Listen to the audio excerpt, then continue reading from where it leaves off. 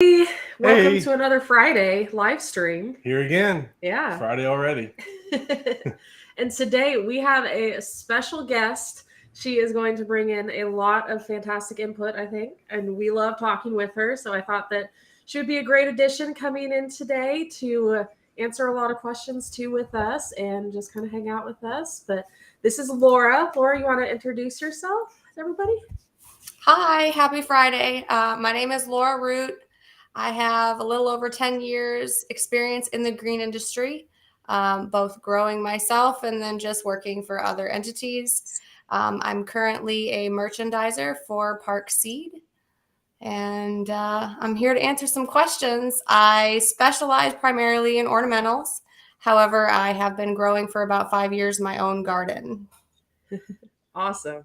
Yeah, I think it'll be great too because you're in a completely different area than we are too. So you're in South Carolina, right? That's correct. Yes, I am in South Carolina. What zone Yep, are you we're in? in the upstate of South Carolina. So not coastal, not southern, but in the upstate. What zone is that? Like 6B ish? No, we're 8A. Wow, Oh, that's wow. fun. I am 8A anyway. Well, that's fun. I bet you're able to grow a lot deep into the winter too. Yes. So I've grown in Wisconsin and Virginia, and by far South Carolina has been the best so far. I bet. Yeah, Yeah. that would be so nice. Do y'all have squash bugs? I found out last week that someone we talked to in California had never had squash bugs before, and I couldn't believe it. Bugs in general are absolutely terrible here in South Carolina. That is one thing that I have still problem solved every year. I don't think I'll ever stop problem solving that. Squash bugs for me last year were absolutely terrible. I'm hoping that we can maintain it a more normal level this year. So we'll see. I did some soil amending and problem solving over the winter prior to actually planting. Do you have any other tricks you're trying? Squash bugs specifically, no. I think the best one that I found so far that I use is I'll scout the eggs on the underside of the plants, and then you can take duct tape or painter's tape and you can just plop it on the egg patch and peel it off. Yeah. So it's mechanical, and it takes a lot of work, and it can get out of hand if you're not out there every day. So, but it works. Yep. But at the end of the day, the bugs always win. You just got to get over it. You got to get the best harvest you can get and enjoy what you have and enjoy the process. But, nature's always going to win. Well, and try and recruit the good bugs. I tell people it's like Star Wars. Like, you got to get more Jedis involved. And the spiders and the praying mantises and all of them will help you out as well. Yeah. My husband and I, we've bought ladybugs, and we were thinking about trying praying mantises this year, but because of COVID, things are just hard to get. Yeah, that's true. Yeah. We do a lot of companion planting to help draw stuff into. That's been a big research area. Carrie spent a lot of time trying to figure out how to draw in different bugs. With a lot of it's by accident, I think, where we just noticed like there seemed to be a lot of whether it's ladybugs or whatever on this plant. So that's one of the fun parts of gardening, learning about that whole other world out there. Mm-hmm. Well, let's jump into some of our questions. I see we've already got some in the chat. Sorry, Andrew, I'm going to jump back up and choose one I saw before that. Let me jump into this one because I think this is an important one that we need to cover. And the answer is variable. So it really depends on the weather.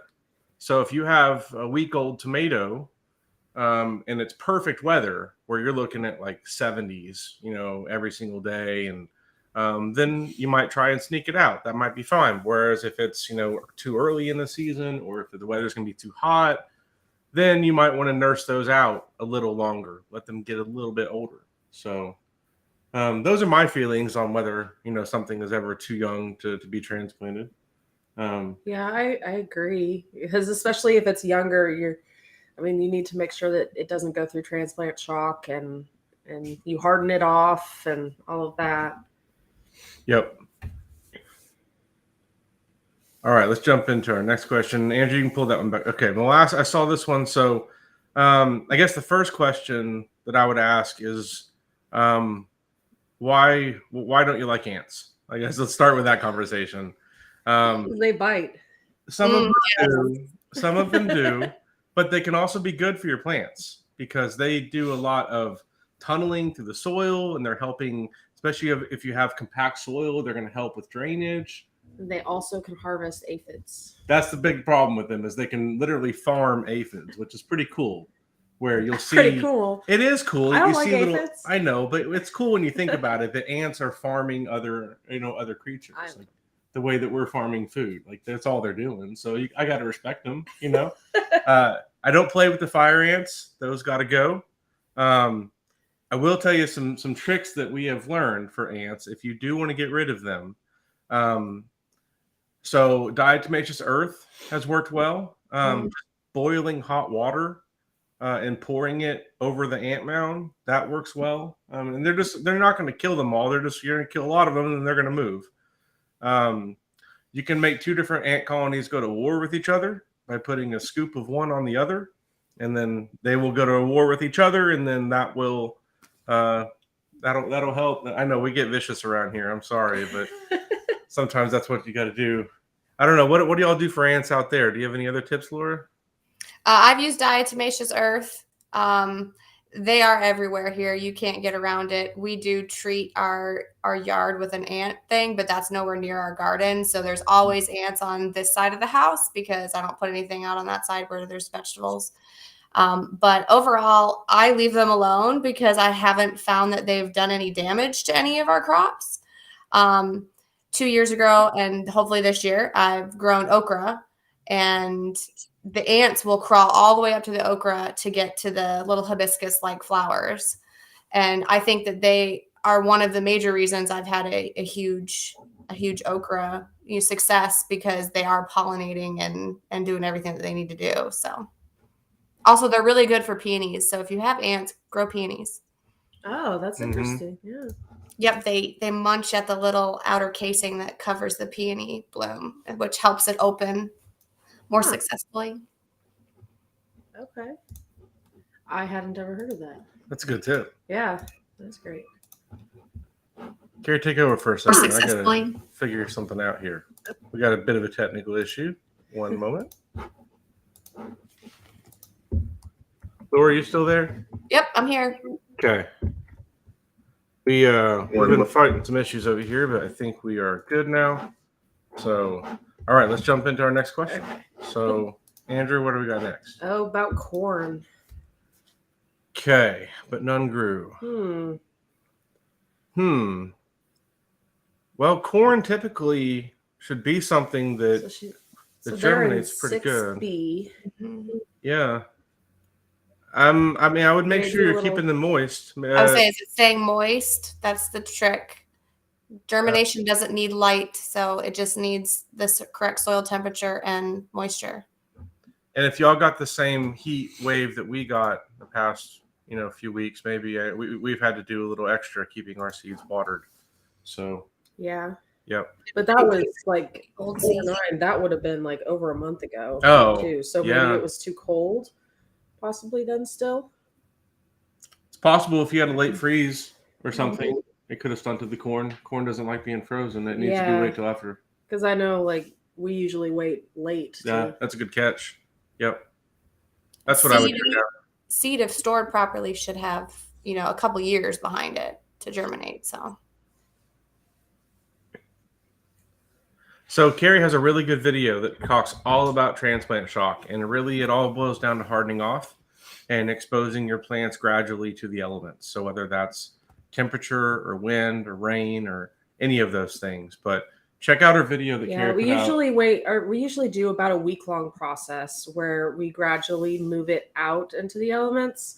So we're just starting slowly, moving them out, start in the shade, and then move to part sun, and then put it in the sun if it's going to be one that's going to be in the full sun. Things like wind. We do a lot of fans in our growing start area to help it get used to the wind, because it is super windy here in Oklahoma. Other things I know, we've held off fertilizing in our seed starting area, right at that time, because we want to make sure that they don't get fertilizer right before they go out. We try and time it to where ideally, in the best case scenario, our tomatoes and peppers are being transplanted right before they need that first round of fertilizer, and then they're getting that first round of fertilizer outside. Sometimes we mistime it and they've got to be indoors and we have to give them fertilizer indoors, but I try and avoid that because I always end up with plants that get too leggy or just get going too much, and I prefer to do it outdoors. I'm sure other people do it different, but that's usually what we try and fall back on.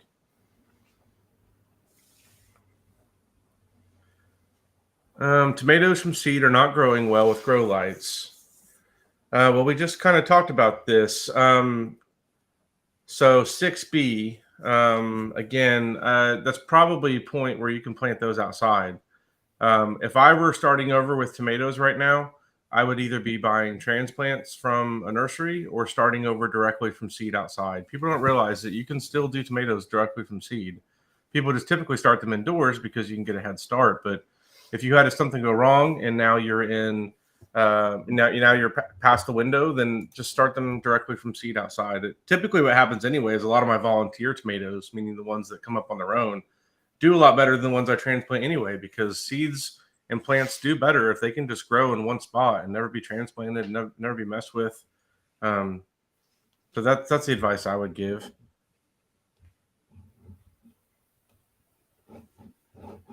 Oh, it's cut off. Go ahead. Yes, take it, Laura. I absolutely use eggshells in the garden.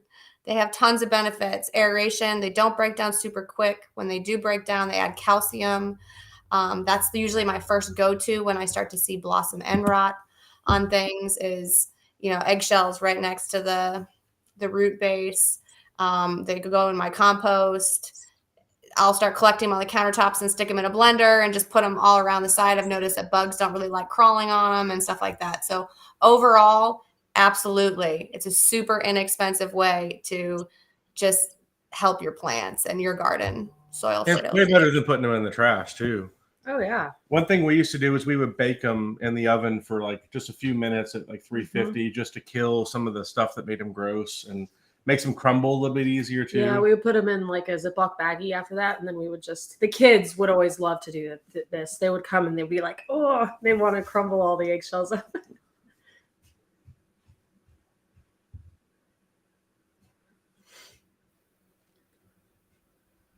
So corn and beans, I would not be transplanting anyway. Those are two things that really need to be started directly in the ground. Neither one of those are going to transplant very well.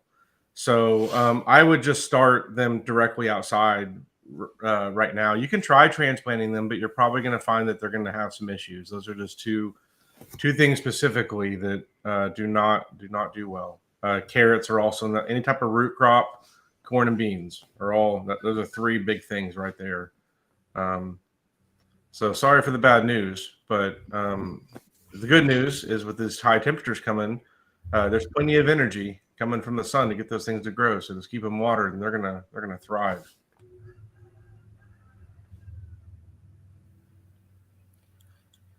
So this really depends. If you want to have big onions, then leave plenty of room between the onions. But if you don't mind having smaller onions, or if maybe you're growing a variety that doesn't get very big, then you can plant them closer together. So we're usually doing our 16 per square. We use the seeding square and the square foot gardening method. And it's we don't have one in here, do we? But the seeding square is a little device. It's a template that you can buy one directly through our app. You can see links in our app. And you can save 15% on them with our coupon code. But it makes it easy to space things out. And that's what we do with onions. So we're doing those about every 2 inches. Yeah, and I usually put our onions too, like all the way around some of our plants too, that we are companion planting with. And that way it has like a little trap around it. Deters a lot of pests too.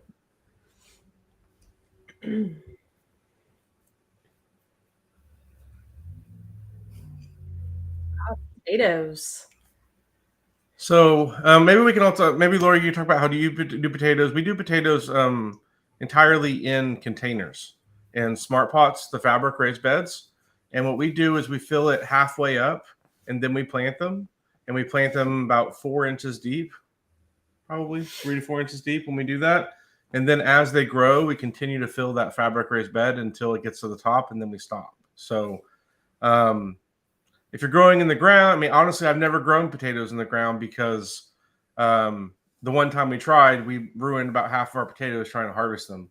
So that's when we switched to containers because we can just dump them out into a wheelbarrow, and then it's like an Easter egg hunt for the kids going through and harvesting them. So, Laura, do you grow potatoes differently? How do you grow potatoes? I've never grown potatoes personally. I have some sweet potatoes growing in my compost pile right now just by accident. Exciting. But I was a part of some stuff in college growing potatoes. And it was just in the ground, and it was just about covering the foliage as best you could and to make more potatoes. And it was fairly simple. So I don't necessarily think there is a deep, I mean, you just want to get it to grow a little bit before you cover it up, because you want the leaf to photosynthesize and create energy for the plant. So yeah, it's kind of hard to not grow potatoes once you start, because it seems like you always have volunteer potatoes coming up from just a tiny little piece of potato that was left behind will grow a new potato. And it may be depending on where you are. And we it's probably too late for us to plant potatoes where we are. So now we're thinking about sweet potatoes. So check out the app. It has planting dates that are calculated for you based on your nearest weather station. So I would double check that to make sure it's not too late for potatoes. So natural weed deterrents. We've never really tried the vinegar method. So the way that we build our beds, like we're growing inside of these smart pots or these just raised beds, and we're keeping them pretty clear just by hand picking. That's my Zen time. That's my meditation time. I'm out in the garden. I'm pulling weeds. It's not that much. It's not that bad. Now around the gardens can be another story. And the best ways that we have found to help with that are to prevent them through cardboard and wood chips. So we lay down a layer of cardboard, cover that with about a foot of wood chips, and that's what our raised beds go on top of.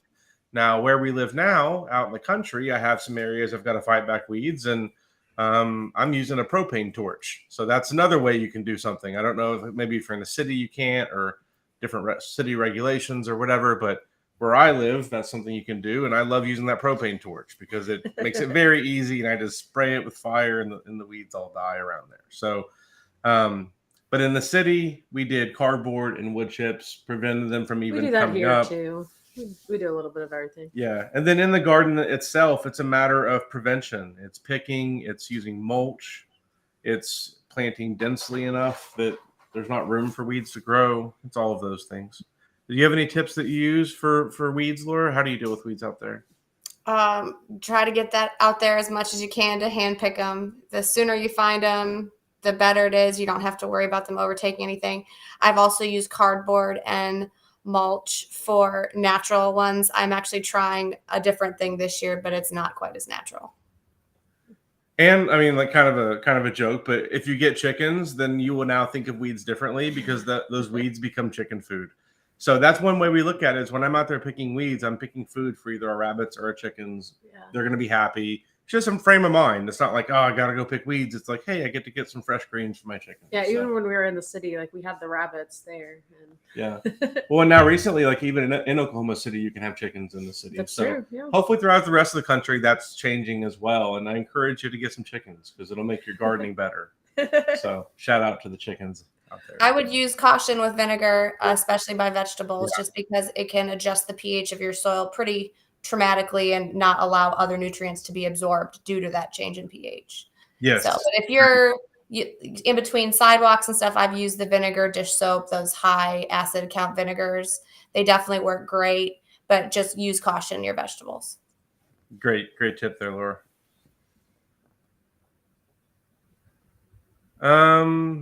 Yeah, a lot of different plants will recover just fine. I mean, I've got a basil plant that was in a container that got knocked over, and it just turned and started growing up. Like they're very resilient.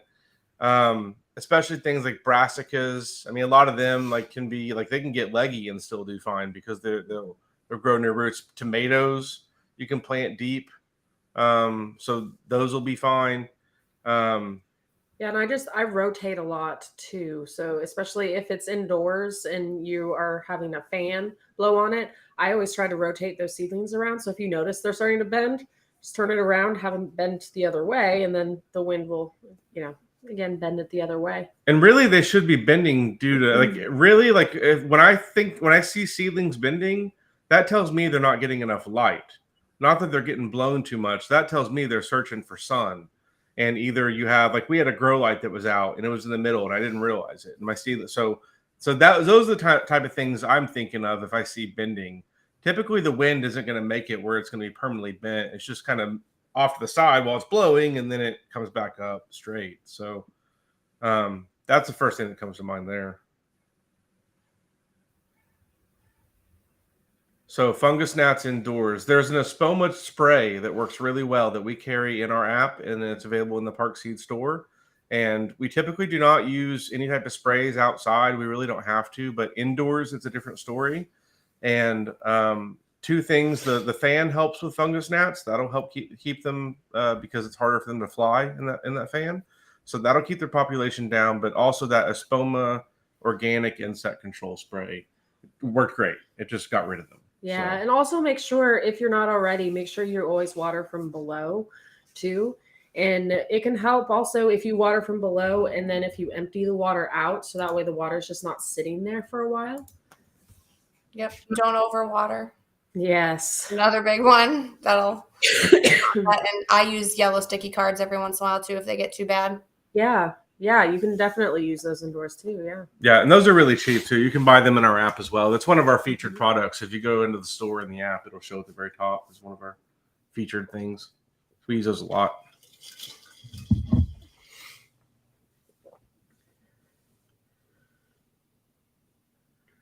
Well, I mean, you've already called it. Compost is going to be the best thing, but you could add in coconut coir and peat moss and vermiculite or perlite. All of those things are going to help with water retention. It'll soak up water. It'll release it slowly. Specifically, the vermiculite and the perlite, but the coconut coir and the peat moss will help as well. But if you can get your hands on some compost, and maybe if you can't get green compost, get some rabbits. They'll give you plenty of rabbit poo, and then you can get compost from there. But try and get as much organic material as you can. So worm castings. I don't know how rabbits do it 7,000 feet, but I'm sure there's a rabbit that'll. Oh, I'm do sure. That'd be great. If not, they can do worm castings. Yeah. They can have a worm farm. Plus, they're not as tall. They're closer to the ground. It's my rabbit joke. Wow. Wow. Thanks. I'll be here for the next 38 minutes. I suggest planting garlic with everything except for peas. Peas don't like garlic, but everything else, it's going to help. Especially your tomatoes, your peppers. Well, peppers don't need that much protection, but your tomatoes do. And that'll help keep away the tomato hornworms. So I would surround your tomatoes with garlic. Typically, you've got to plant your garlic in the fall, though. So you're going to have that in the fall. It's going to overwinter. And then in the spring, you're going to have a spot already kind of saved. What we do is we'll have garlic around a raised bed. And in the middle, we've got a spot saved for the tomato to go, or the squash, or whatever it is we're trying to protect. So squash is a great one to plant around garlic, too.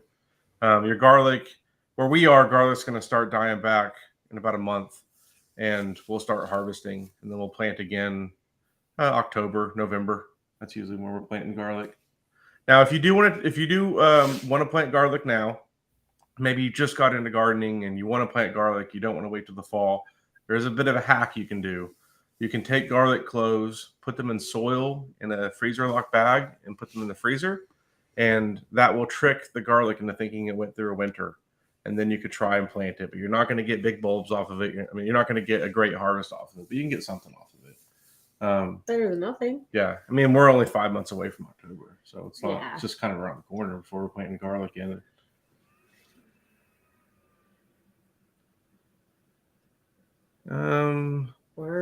Worms are pretty easy to treat. There's a treatment out there called BTK.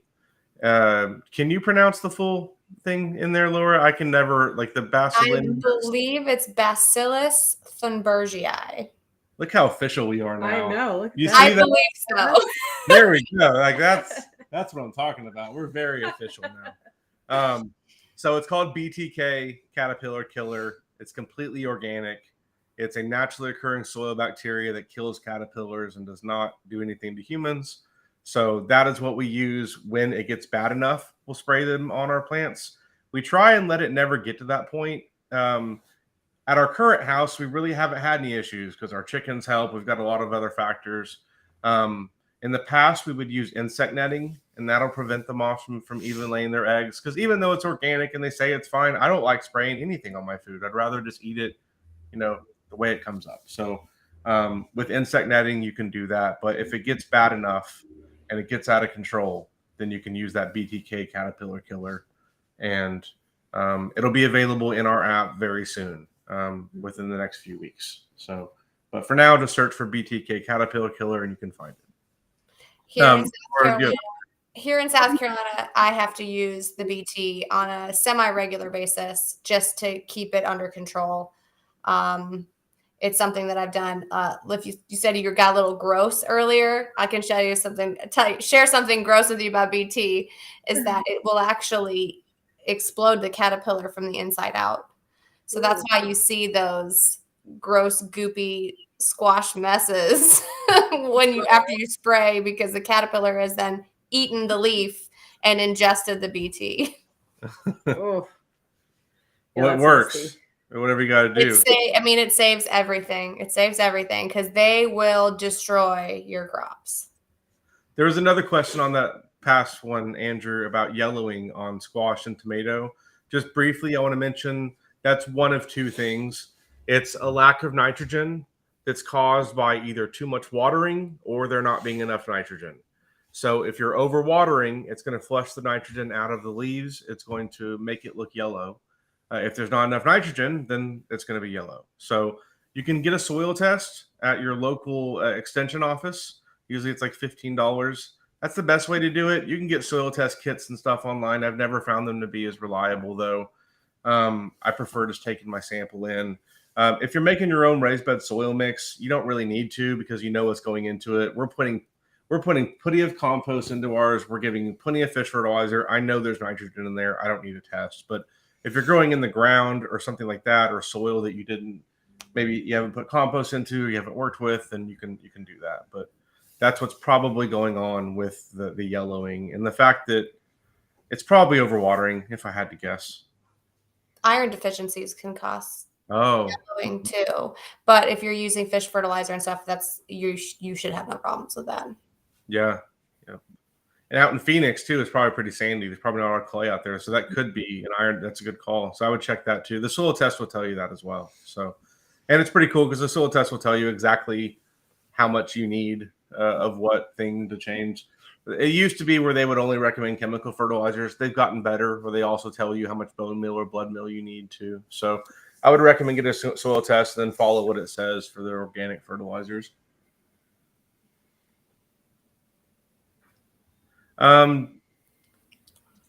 Lack of heat would be the first thing that comes to mind. This is one of those things, we're not starting inside. We're just putting them directly outside right about now for us in Oklahoma.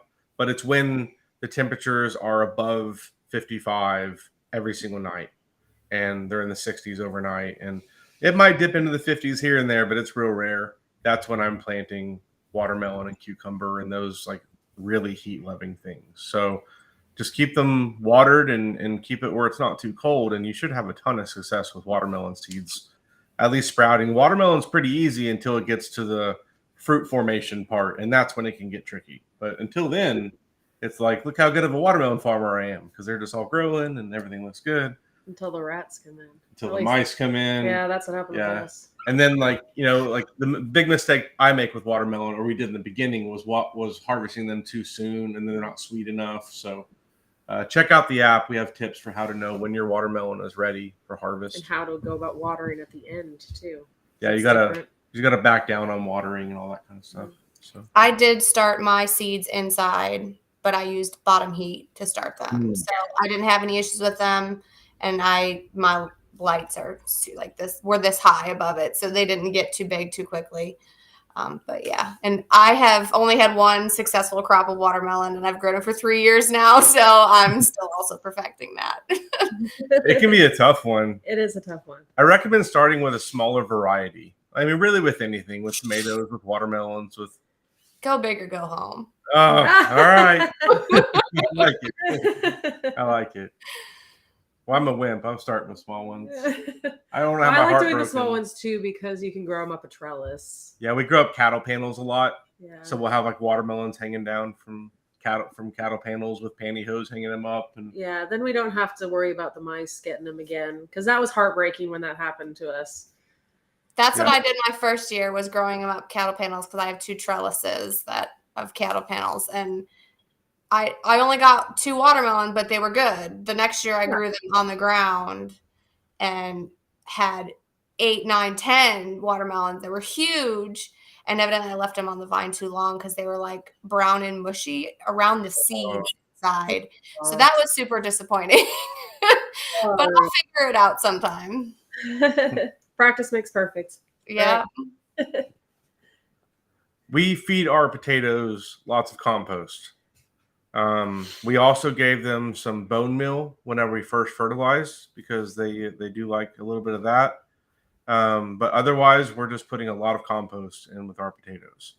So as I add soil in, it's our mix of soil mix that's very heavy compost at that point when I'm putting in for potatoes. So they need a little bit of nitrogen early on, but really they need more of the potassium and phosphorus. So the phosphorus you're getting from the bone meal. So that's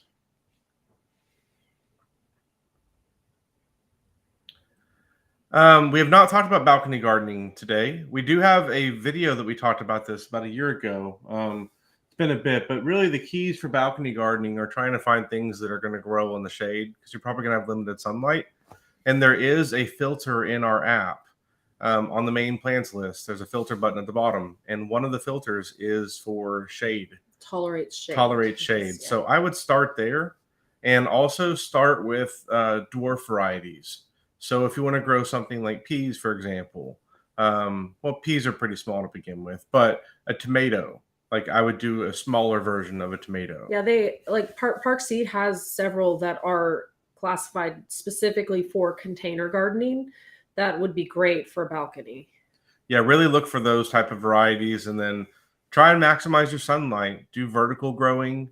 There are some pretty cool products from Smart Pots that like hang off the side of walls and things like that. So all of those type of things, just try and take advantage of your vertical space. Grow a lot of herbs.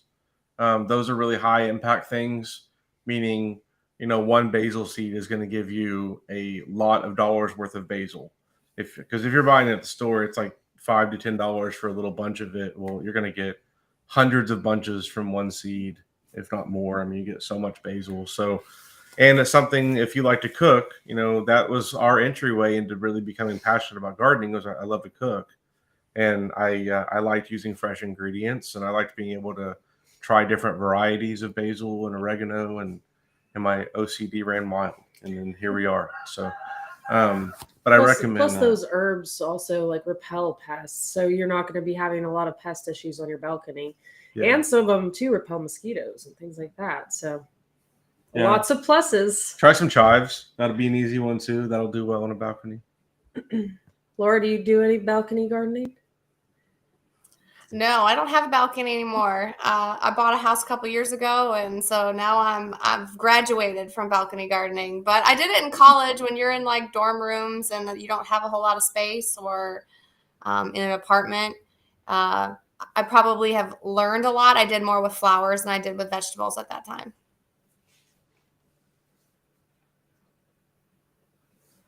I don't know anything about nutgrass. Sorry, Cliff. Laura, you know anything about nutgrass? No. I know zero.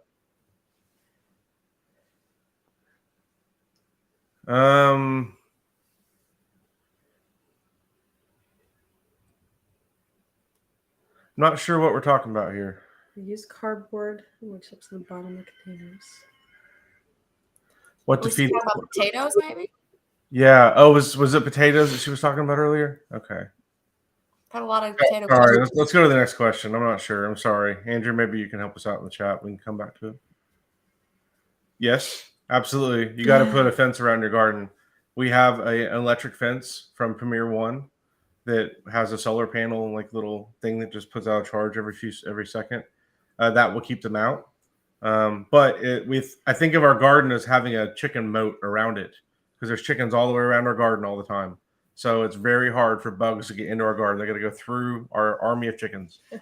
And our pests. I mean, it's unbelievable how dramatic of a difference we have seen in pests in the country versus in the city where we had pests all the time. The pests were like unbearable in the city. We thought it was going to be a lot worse. We were like, we were bracing ourselves, and then we get out here and it's way easier. There's hardly any bugs, and credit to the chickens and the ducks. The ducks pull their weight too. They're good ducks. But at the end of the season, we usually let them into the garden and clean out smart pots and things like that. So they're efficient workers. Mm-hmm. I want to do chickens next year, so we'll see if I can talk my husband to do it. Definitely need to. Well, tell them it's for work. It's for work research. Yeah. You have to have chickens. Yeah. Yeah, we could talk a lot about chickens. Don't get us started. Carrie is a bit of obsessed I with will. chickens. I will talk his ear off all the time with chickens. We have chickens that try and if we leave our front door open, chickens will walk in the house. Yeah. They're our pets. Yeah. Yeah. Good chickens. Slugs. We get this question all the time. We do. Slugs. We just discovered slugs in our garden too the other day. Slugs are very easy. All it takes is a little bit of old beer. Yeah. You can use new beer, but don't waste your beer. Find your old beer. You got beer somewhere that isn't any good. Just find put a it little saucer. In a shallow dish, and then that's all there is to it. Next morning you'll go out and no more slugs. No more alive slugs. Yep. But we just hand pick what we can, and then we put out the beer and. Yeah. And if you don't have our app already, Tammy, check it out because Slugs is in the pest section, and it has this tip in there. So all of the tips we have in our app are going to be organic treatments. We're not going to recommend any pesticides or anything like that. They're all organic treatments like this trick, or for ones usually that we've done ourselves. So tried and true. Motion activated sprinkler works wonders for things like rabbits. There's a lot of different things you can do out there to make it where you don't have to use pesticides. That's why we're growing, right? So we don't have to have these things on our food.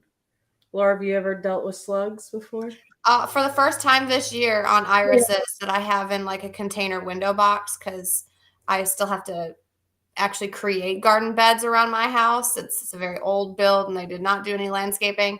So a lot of my stuff is still in containers, but I had them all over my irises this year. I just used a little bit of salt, to be honest. The old wives' tale, it works. I didn't, I know not to use a ton because it can cause other problems, but it worked and they went away. So yeah, absolutely. It's another good tip. Sometimes it's just a matter of just like cleaning out from the season. Like they're probably under there from the winter or whatever, and just pick up your pots every once in a while, do some inspecting, and you can usually that's how we found ours. Was he was weeding around the smart pots, and we found him on the side, right there hiding underneath the weeds. So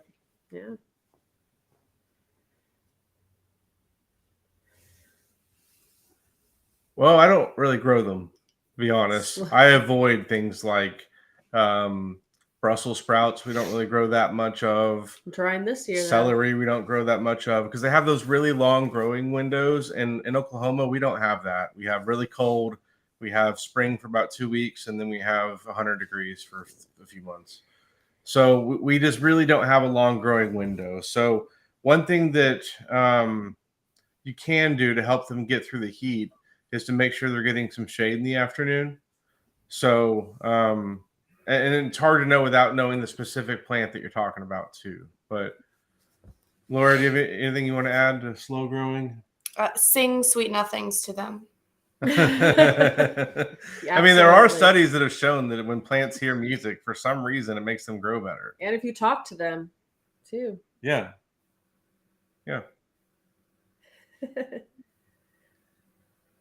We let them just plant themselves with strawberry runners. So if you don't know already, strawberries will send out a shoot that can be 12 to 18 inches long, where we'll try and develop a new strawberry plant. Once I see those, if there's room for where it's trying to go, I will just bury the whole thing until the end of it, and then it'll grow on its own, and then eventually you can cut it or just disconnect it from there. But that's the easiest way to do it. Yeah, typically we grow them in a huge, like one of the biggest smart pots that we can, and then space them out so that way they have space to expand and plant themselves, essentially. Mm-hmm.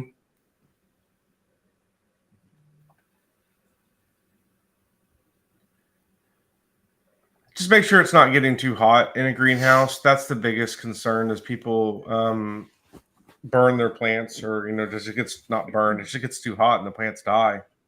So make sure you have venting in the summer. I mean, I think ideal growing conditions. I mean, that's. I mean, you don't want it to be.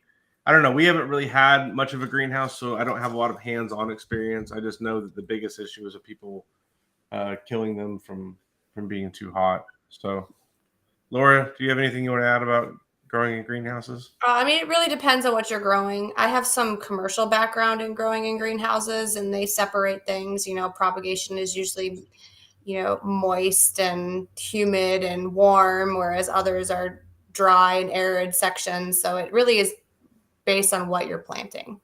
Yeah. What's growing in there, or what you're trying to keep alive during the winter or whatever. So moisture level it's pretty simple, really. It just boils down to this: stick your finger down in the soil, and if it's dry to here, like your second knuckle, then you need to water again, and you need to water really well until it's completely saturated, and you don't water again until you can do that again. Sometimes it's 2 days, sometimes it's 5 days. It just depends on how much it's rain and wind and temperature and all sorts of stuff. So, but at a simple level, that's the way to check. Laura, anything you want to add to that? No, that's about it. I find that if I forget about watering and don't water, it makes it harder to water, if that makes any sense, the next couple of times, because your soil becomes super hydrophobic and stuff runs off of it. So just checking for that consistent moisture. I use the finger trick just because I don't trust anything like moisture meters or anything like that. Mm-hmm. But yeah, I'm trying something else. I'm trying different irrigation techniques this year that I have never done before. So I'm kind of I feel like I'm gardening blind right now. What are you doing? I'm trying those Oyas, those ancient pots and stuff. I made some of those out of some saucers and buried them when planted my plants right next to them. So hopefully the roots will do that. So that was kind of an adventure, and I'll, let me know to connect with me in a couple weeks. Yeah, They've only been buried for about 2 weeks, so that's exciting. Go back one more, Andrew. One other thing I want to say about the moisture level is a great plant to have in the summer is basil for a number of reasons. But the way I use it a lot is it is my first indicator as to when it's starting to get too dry, because it shows that it's dry in a hurry. Like whenever, so I'll have it around my tomatoes and everything else, because tomatoes sometimes don't always indicate to you immediately that they're getting thirsty. Whereas basil is one of those plants, and there's a number of them, but basil is the one I lean on a lot because it tells me pretty quick. And my flowers. Yeah, and your flowers. If her flowers look bad, or if the basil looks bad, I need to water. So that's one of those ways where I've kind of come to be able to know when my garden needs water without even needing to go check it, just by looking at some of the plants around that are the first ones to tell me that they're thirsty.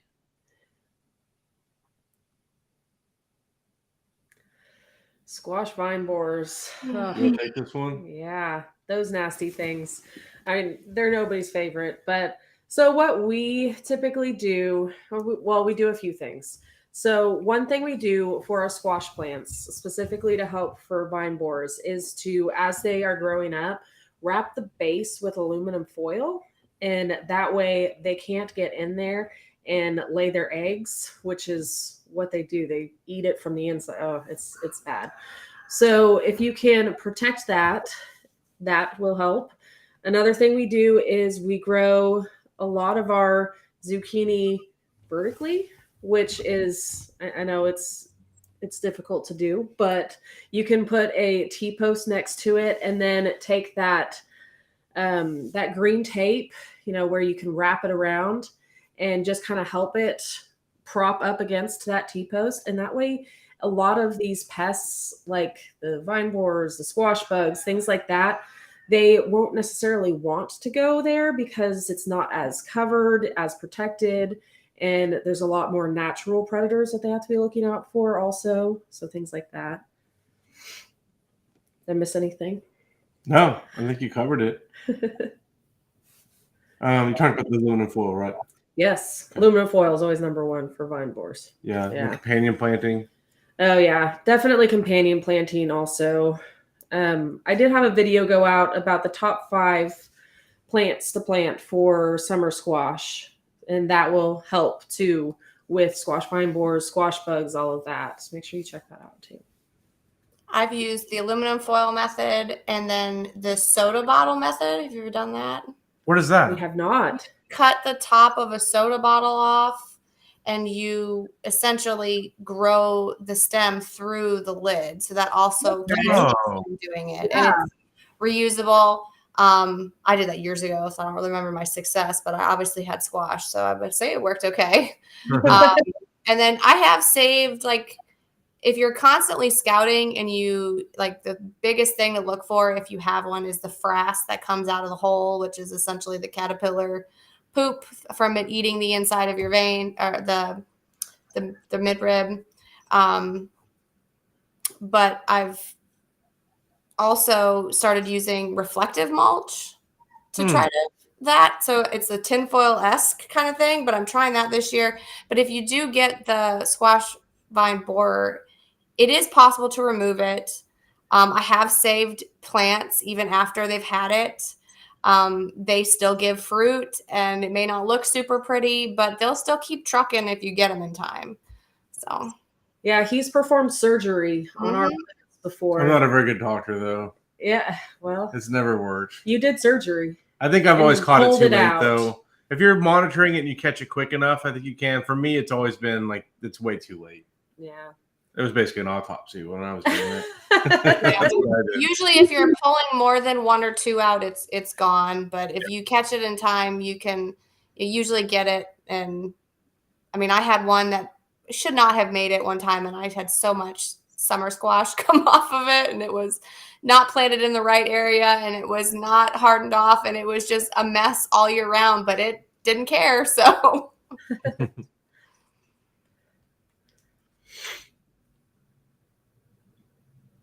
That's great. Yeah, fish water is awesome. water. What is Nice. fish water? For I guess coming from a fish pond, a pool. I guess if it's from an aquarium, I'd be careful because of the chemicals or the pH. Like there's some considerations I would take there. But if it's just from an outside fish tank, or if you go fishing and there were fish in a bucket, like that water, That'd be great. That's one of our things we like to do is, we try to catch our own fertilizer. So if we have fish that aren't going to make the cut for us eating or for catfish bait, then they're fertilizer. So definitely fish water is a great thing. And if you're buying the fish fertilizer from the store too, that's something we do a lot as well for our main source of fish fertilizer. Is just putting some of that fish fertilizer in a watering can, and that's all there is to it. It's Have a good you used banana water. Banana water. I've not used that. You just fill up a bucket full of water and banana peels, and you let it sit, and the potassium and all kinds of stuff comes out of the banana peel. Interesting. We should combine that with the fish, and then you got potassium and you got nitrogen. And that's not going to smell great, but we should. Oh man, I got to tell you all a story just real fast. This one time we tried to, when we were first getting into gardening, and I was learning about compost tea and worm tea, and we tried to make a 55-gallon barrel of worm tea, but I didn't have enough air flowing into it. So I basically made like a 55-gallon barrel of E. coli. It was just like the worst bacteria. It was not the good bacteria. So then we upgraded our water pump or our air pump to a big one. And so now we got the legit equipment for it now. But what we learned through that whole experiment with worm teas and compost teas and things like that, where it's works just as well just to put compost on the soil and water. That all the other stuff that we were doing was less complicated too. Yeah, I mean, we did tests where it was side by side, where we did it on one, not the other, and so we don't do as much of that anymore. But that's a story about our 55-gallon barrel. Yep, BTK is for, or not worms, no, just caterpillars. No, it's fine for worms, and it's not going to go anywhere near the worms because the worms are under the soil, and this is only going to be up on the plant. But even if some fell off and went down, it's fine. It's just caterpillars. We love worms. Well, we covered ants earlier. Go back and check out the beginning of the live stream. I think that was one of our first questions. But basically, I'm making the point that ants are good, is what I'm trying to say. And I tried to convince them that they weren't. We had a little back and forth. We had a on debate ants. going. Yeah.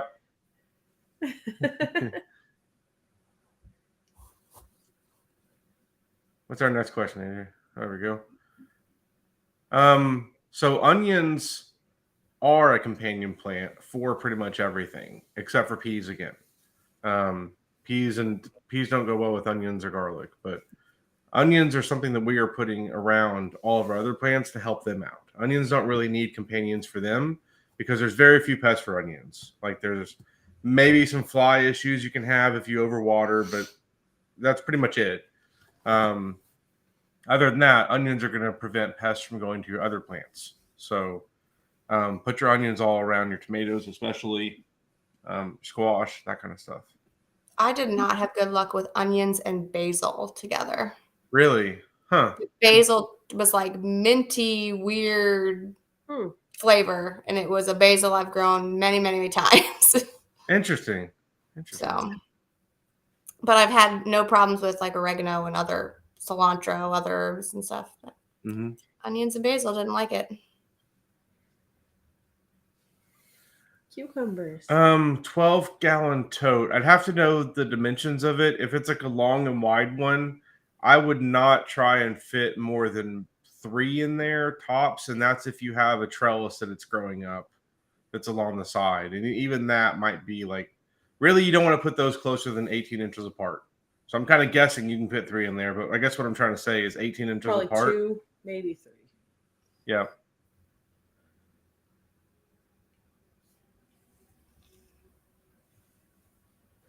You know, we need to make a video all about basil because it's been a while. Oh, well. I'm sure, I know we have videos about basil. If you go into our app and go to basil and go to the More tab, you can see all the videos and blog posts that we've done about basil. And I promise you that we've done them, but we need to do another one.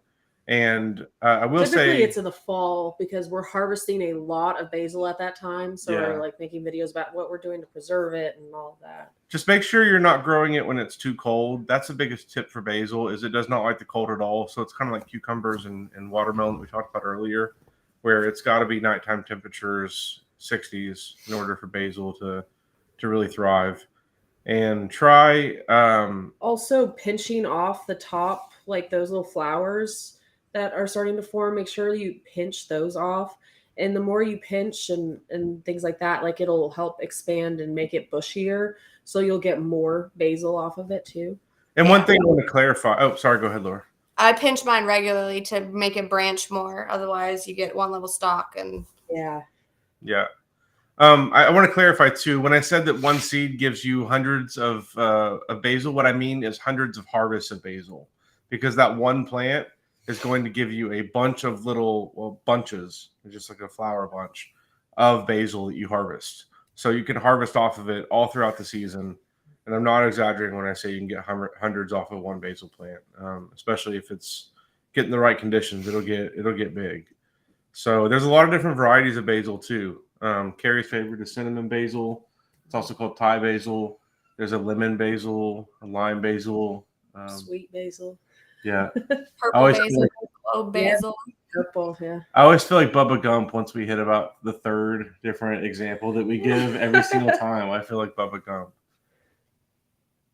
If they're growing it from seed, they may just be burying the seeds too deep. Yes, good call. Because they need to be real shallow. Yeah, you could just put them on top and they'll grow. We dry most of our herbs. So all of the woody herbs like rosemary and oregano and thyme, we're drying all of those. Basil does not dry well, so we preserve it inside of oil cubes. We take silicone ice cube trays and fill them with basil and olive oil and put them in the freezer. And then when you start your spaghetti sauce, you can just take that out, throw it in the pan, let it start melting, and now you've got your oil and your basil all ready to go. We also do a lot of pesto with basil, and we can preserve that. You can freeze pesto as well. But everything else we are drying. Yeah, and we either hang it upside down in a dry location, or we have a, oh gosh, what's it called? Dehydrator. Dehydrator. Thank you. Yes. Oh, either way, we've done both ways and both work really well. I prefer like letting it dry naturally, just because I feel like you retain more of the flavor. The dehydrator, I mean, if you can run the lowest temperature, but still, it seems like it seems to suck some of the flavor out of it. Whenever it dries naturally, it just seems I like the color of it better. I like the flavor of it better, but sometimes I get impatient, and especially at the end of the season, we're trying to harvest, 20 mason jars full of oregano or whatever. Because we always grow way more than we need and then are struggling to get it all preserved at the end of the season.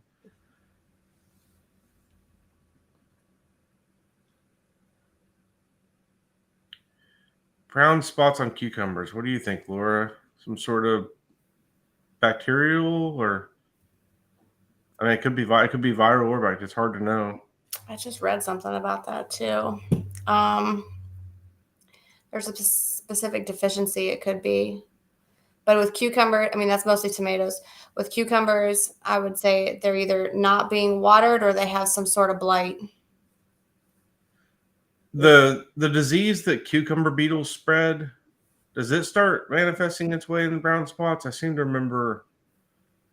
I can't remember enough detail on the disease it is that cucumber beetles spread, but I know it makes plants die. Remember either. Tonda, if you could email me a picture of your plant, that would help me out. Send it to dell@seedtospoon.net. I think we've got an overlay we could put. Here it is. So send an email here with a picture of your cucumbers, and I'll take a look and see if I can figure out what's going on. I mean, I feel like it's too early for like powdery mildews and stuff like that because those can cause brown spots too. Yeah, and she said Texas with 90s, and we're close enough to Texas. I know that it hasn't rained much in the past week, so I don't think powdery mildew. Chives. So we don't ever start chives from seed. I'm always buying. So like what we do with chives is I buy a transplant, and then it propagates. On its own. And then so typically I'm not really doing chives from seeds. I think we've done it before and didn't have any issues, but I don't know. Have you ever done that, Laura? Chives from seed? I have, but it was like in a windowsill and it obviously wasn't done very well. It did not work very well. So I can kind of see where she's going. I've never done them outside. I've done like the bunching onions and stuff like that from seed. They take forever though. Like they've been in the garden for at least 2 years at this point, and they're just now starting to look like a normal plant. So yeah, I would say just try doing starts or try to, find ones that have already been a transplant that's already been started. We have a lot of wild chives here too. Same here. My yard. During the spring, you cut the grass and it smells like onions. Yes. Mm-hmm.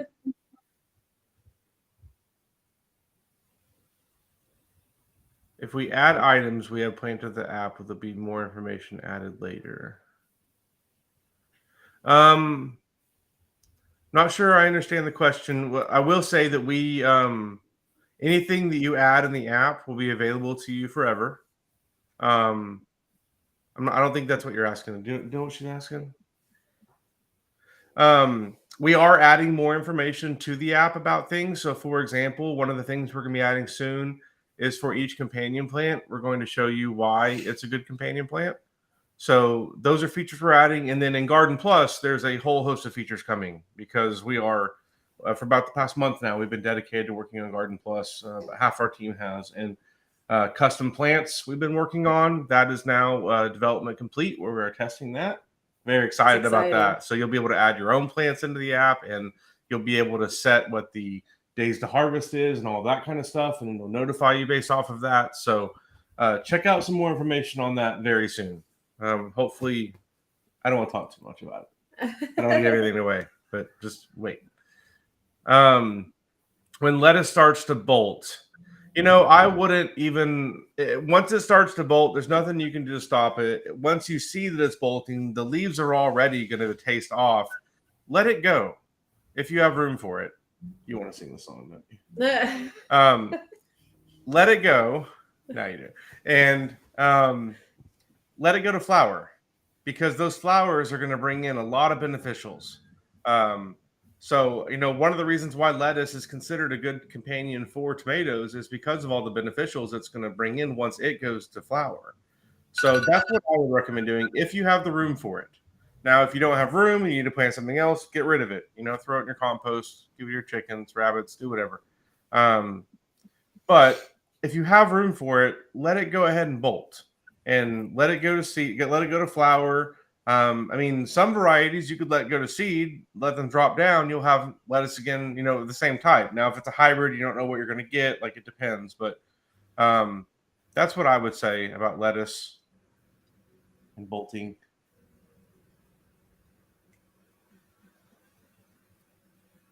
Rust. Oh, we've dealt with that on apple trees. Yeah, And things like that. apple and pear trees. Yeah. I use a copper fungicide if it gets real bad. Yeah, that's what I would. Good call. I can't tell you like how much or how often or anything like that. Just get the copper fungicide and look at the bottle on that, and then it'll tell you how often to do it. 1 second. Copper isn't one of those things you got to worry about in the heat, right, Laura? Like, you're good to use that once it gets. I worry about everything in the heat. So my rule of thumb is don't spray anything unless it's cloudy or at night. Yeah. So I don't remember specifically if that's one of them, but I just operate on the side of caution for everything. Yep. That's smart.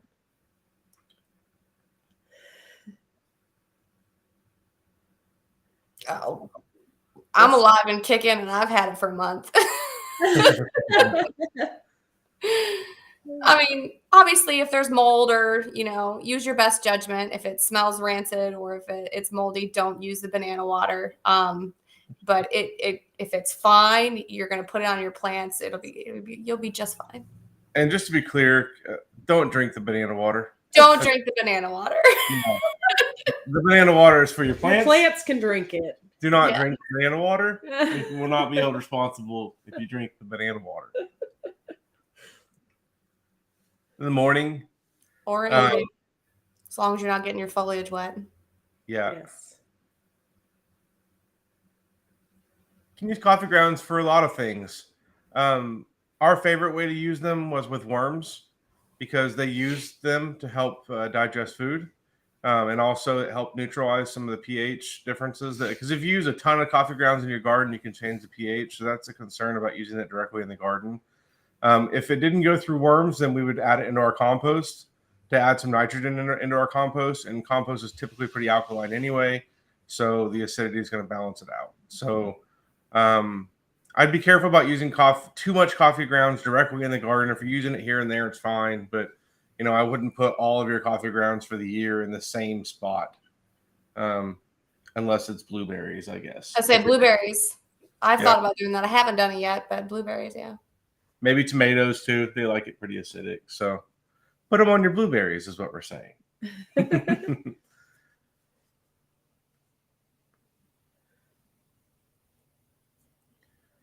Tomatoes are going to keep producing. Even if you cut it, it's going to try and produce a new runner or not runner, but a new branch it's going to produce from. So, you'll be fine on that. If it's an indeterminate variety, you can absolutely cut them. Now, if it's a determinate like aroma, then no, don't chop those. Do nothing to them. Don't even prune the suckers. Just let them go wild, and then harvest them once because they're only putting out tomatoes at one time, maybe twice, but you're only getting a round or two off of them. We don't trellis our okra. It stands up on its own, even here in the Oklahoma wind. So we just let it grow on its own. Very tall. It's one of the few things we don't even put in raised beds. We put it directly in the ground because it helps it stand up a little better. Sometimes that raised bed soil is a little loose and then it will fall over. But okra does fine in the soil here. We just need to give it some nitrogen, but we don't really trellis it. I have my okra in a raised bed, and it was okra trees. I mean, they had to have been 8 feet tall. They're huge. It's fun to go out and walk in the garden when you have a bunch of okra. Mm-hmm. And they put off awesome, because they're from the same family as hibiscus, so they have very, very pretty flower that's opened early in the morning and late in the evening. I'm excited for okra. It's been a couple years now since we've grown okra. So can you eat hibiscus? Mm-hmm. Really? Oh. Yeah, there's like Anything medicinal added- teas and yeah. stuff that are made out of specific species of hibiscus. I mean, caution, don't just go to the garden center and pick yourself up a hibiscus flower and snack on it because you don't spray it on it. But if you're growing it yourself, yes. Good to know.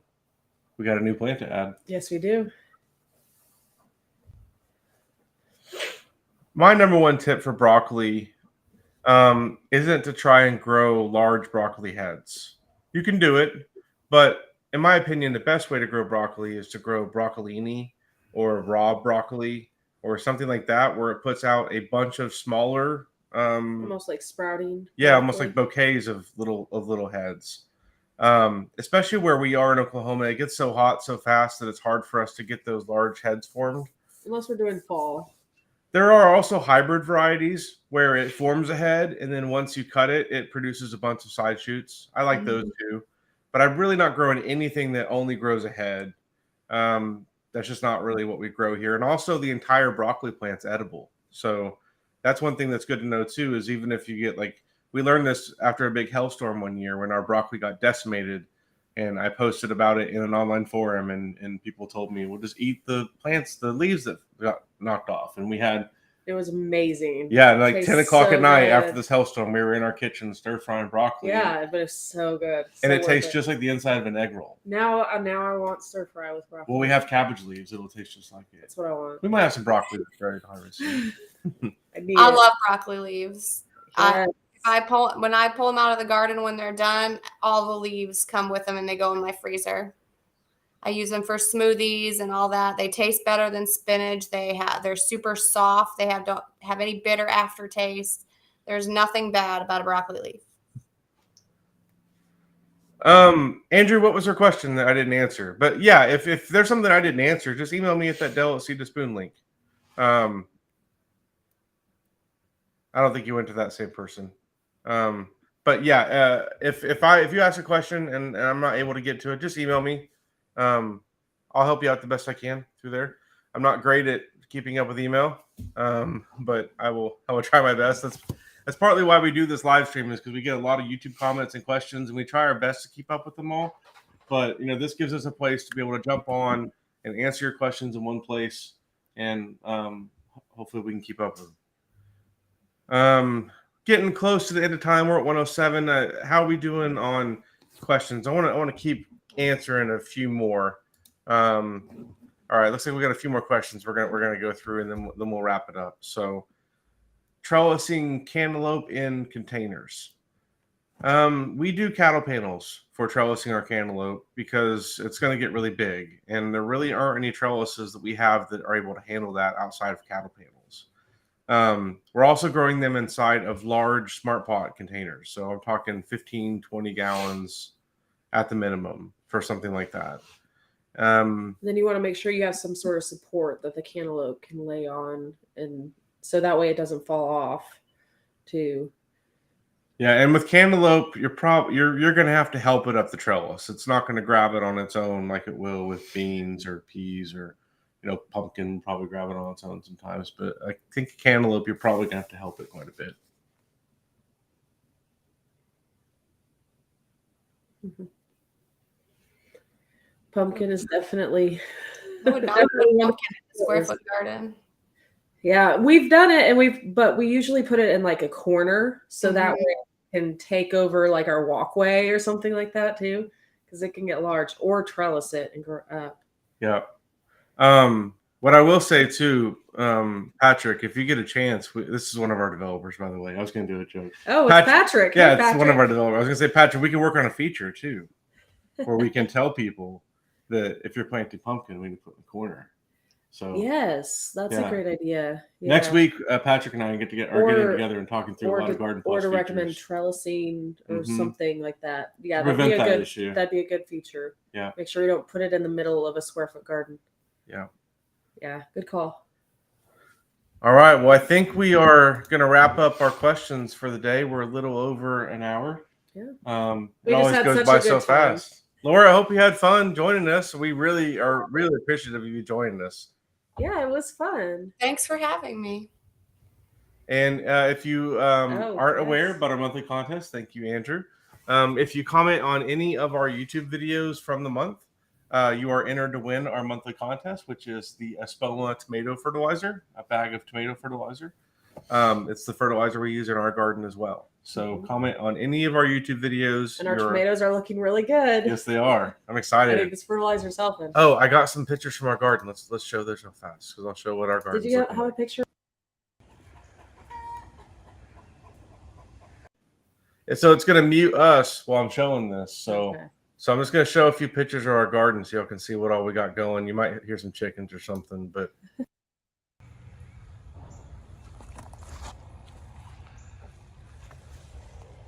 so that was our tomato there. Yeah, our Parks Whopper. Yeah, I wish it didn't mute us when we showed that. I need to be able to talk about what we're seeing.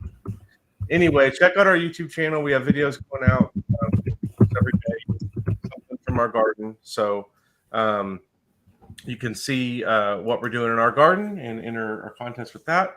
And also, you can save 15% on anything in our app on the Park Seed store, or you can shop through our app. Here, very soon, you're going to be able to buy things directly through our app instead of having to go out to the Park Seed website. We've added a number of features to make it easier to find the products you're looking for. So be looking out for that. We are in the final days of testing on that right now. So I guess now is when Andrew shows us the nice messages. So thank you, everyone, for joining us. And we will be back next week to answer more of your questions. Same place. So, hope you all have a good weekend. Hope the weather's as good where you are as it's going to be here, and you get to enjoy some time outside. So we will see you all later. Thank you so much for joining us, Laura. Thanks. It was Bye, fun. everyone. See y'all later.